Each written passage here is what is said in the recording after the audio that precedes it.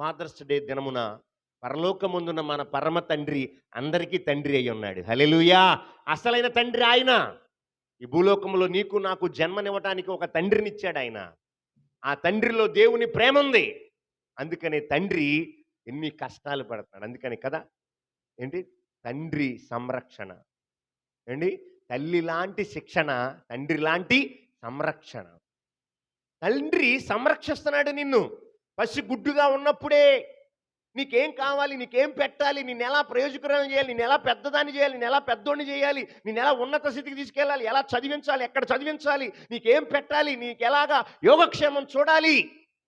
తిని తినక కష్టపడి పగలనక రాత్రనక నిద్రాహారాలు మాని ఏమండి ఎన్నో మైళ్ళ దూరాలు రాష్ట్రాలు దేశ విదేశాలు ప్రయాణాలు చేసి ఎన్నో కష్టాలు పడి పిల్లల్ని పెంచి పెద్దవాళ్ళని చేస్తుంటే నేటి దినాన్న ఎంతోమంది పిల్లలు తండ్రుల యొక్క కష్టాన్ని గుర్తించట్లా, తల్లిదండ్రుల కష్టాన్ని గుర్తించట్లా, తిరస్కరిస్తున్నారు, తృణీకరిస్తున్నారు, వ్యతిరేకిస్తున్నారు, తిరుగుబాటు చేస్తున్నారు.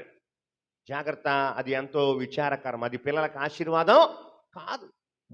ఫాదర్స్ డే అంటే ఏదో ఒక చిన్న బొకేనో, ఒక రింగో, గోల్డ్ రింగో, ఒక మంచి సూటో బూటో, ఒక బైకో, ఏదో నీకున్న శక్తి సామర్థ్యాన్ని బట్టి వాళ్ళు ఇచ్చిన దానిలోనే తిరిగి నువ్వు ఇచ్చేసి ఒక చిన్న ఫాదర్స్ డే సెలబ్రేషన్ చేసేసి స్టేటస్ పెట్టుకొని ఒక 25 ఫోటోలు పెట్టేస్తే అయిపోయిందా?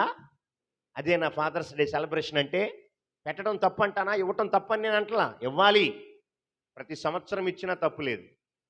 ఆయన బతుకున్నంత కాలం ఆయన గౌరవించాలి. అంతేగాని ఏదో వస్తువుతోనో, వాహనంతోనో, ఒక బొకేతోనో, ఒక శాల్వాతోనో, ఒక సన్మానంతో తండ్రి రుణం తీరదు. మరేం చేయాలి? ప్రతి దినమును ఆయన మాట వినాలి.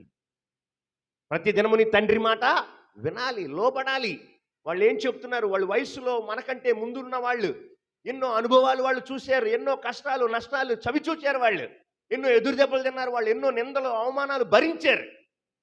కొంతమంది పిల్లలు మీకేం తెలుసు, మోటోళ్ళు, మీరు మొరటోళ్ళు, మీకేం రాదు, ఫోన్ ఆపరేటింగ్ రాదు, ఏమి రాదు మీకు, అసలు 4 ముక్కలు ఇంగ్లీష్ రాదు,